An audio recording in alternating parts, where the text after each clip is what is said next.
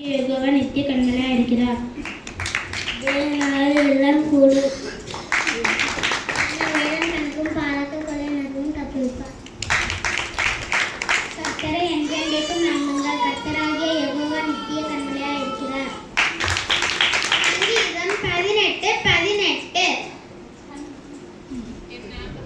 என் ஆபத்து நாளில் எனக்கு எதிரிட்டு வந்தார்கள், கர்த்தரோ எனக்கு ஆதரவாய் இருந்தார். இரக்கமும் நீடிய சாந்தமும் மிகுந்த கிருபையும் உள்ளவர்.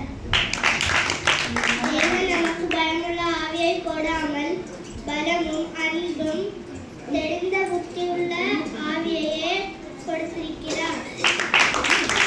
கர்த்தர் வானங்களில் தங்கள் சிங்காசனத்தை ஸ்தாபித்திருக்கிறார். அவருடைய ராஜரீகம் சர்வத்தையும் ஆளுகிறது.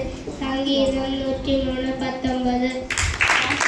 கர்த்தர் அவருக்கு பயந்தவர்களை சூழ பானையம் இறங்கி அவர்களை உடைக்கிறார்.